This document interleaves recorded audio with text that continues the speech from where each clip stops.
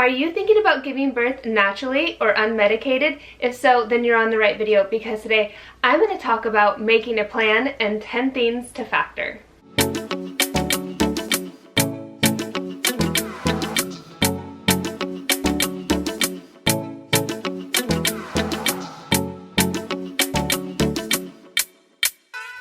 Aloha everyone, and welcome to today's video, Natural Childbirth Unmedicated, Making a Plan and 10 Things to Factor. My name is Icelyn, and on this channel, Boylan's Happily Ever After, we share family videos, mommy videos, and have product reviews. So if you're new and this interests you, please consider subscribing. And if you want to know more about anything you see here on this channel, be sure and check the links down in the description below this video or leave a comment. I'd love to connect with you there.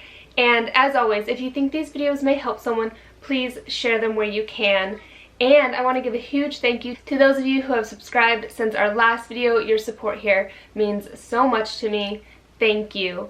Now, a little disclaimer before we get started. What I share in these videos is just my opinion. I am not a medical professional, and you should always be consulting with your healthcare provider, doctor, or whoever you're working with in your pregnancy. I have had 4 live births, 2 home, 2 in the hospital. They were natural and unmedicated, and I have had miscarriages. I have shared my pregnancy journeys and birth stories here on this channel. I have multiple pregnancy type playlists. I'll be sure and link them down in the description below for you. You can go and check those out too. Today I wanted to share more with you about natural childbirth, having an unmedicated labor and birth.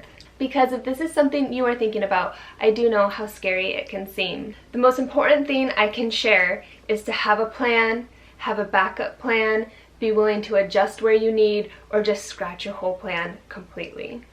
And the absolute most important is to be talking with your doctor, your midwife, your doula, your spouse, your partner, whoever is going to be a part of this pregnancy, labor, and delivery journey with you, helping them understand your wants and your needs if you're not already doing this. Don't ever be ashamed of any choice or outcome.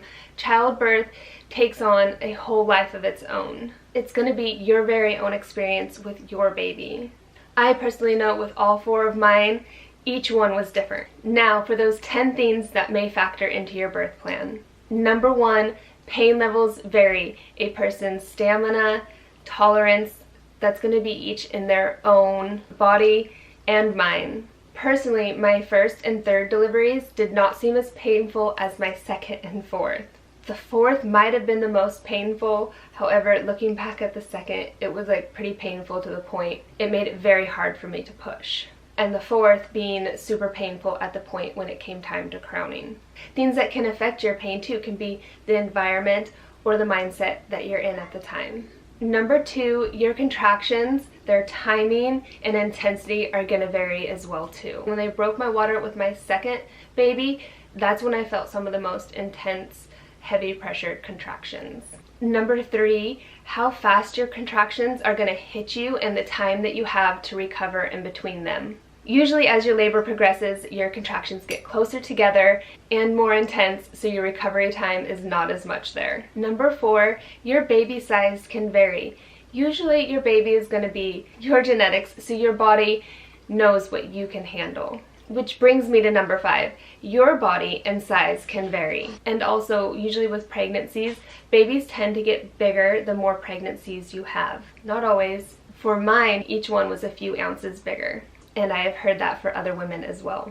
Number 6, your mind frame can affect this. That's why it's really important to be thinking about it, preparing, and planning. Number 7, your environment, it's going to affect it as well too. So make sure you're comfortable with where you're going to be having your baby, who's going to be there, and that anything you need that's going to make you more comfortable, you're speaking up about that and planning and preparing for it. Which leads into number 8, those who are going to be in the room with you. Things like this one can factor in how successful your labor and delivery goes. Having those that you know you can trust and a great support system is everything. A little funny story here. With my first baby, my mom was really struggling to hold my leg compared to the nurse.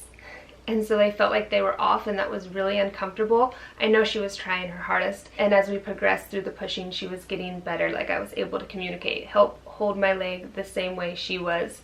And then with my second, my mom was holding the one leg and my daughter's father was holding the other leg, and she was holding it perfect and he was struggling to know how to hold it. And I just spoke up and he did his best to mirror her as well. In the beginning, I was really concerned about who would be in the room, but when it came down to it, I had multiple family members, cousins, aunts in the room as well. It really didn't matter. I was having a baby and that's what I was focused on, and they weren't that distracting to me because I really was that focused on just having a baby. And also make sure those of you who are in the room are also comfortable with whoever else might be in the room too. Number 9, is your baby early, term, or overdue?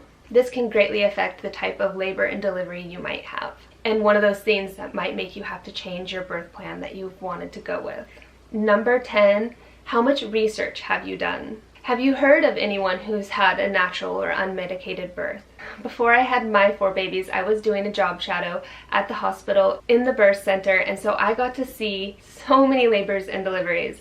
I got to see the ones that happened super fast, where she was coming off the ambulance and the baby's head was almost already out, or the ones that had been in labor 24 plus hours, those who didn't want an epidural and then ended up having to get one, an emergency C-section, the women who screamed, and the women who didn't make any noise at all. Personally, for me, the louder I was, the more effective I was with pushing. And I made noises I did not know I could make. And that's just birth. You gotta do what works for you. So those are the 10 things you should be thinking about, factoring in as you're making your plan. Childbirth is a natural thing, and for most women, their body is gonna know what to do.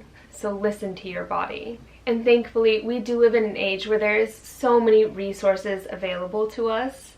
Don't be afraid to use those and to search them out. Take advantage of your options. Get educated and supported, and plan for ways to cope with the pain. In my next video, I'm going to be sharing with you some of those ideas, so make sure you're subscribed if you want to hear about those and learn more. Coping with the pain is only something you know how to do and to decide what steps you need to take to help you do that. So set your goals, and if this is your first birth, be willing to adjust your plan if you need.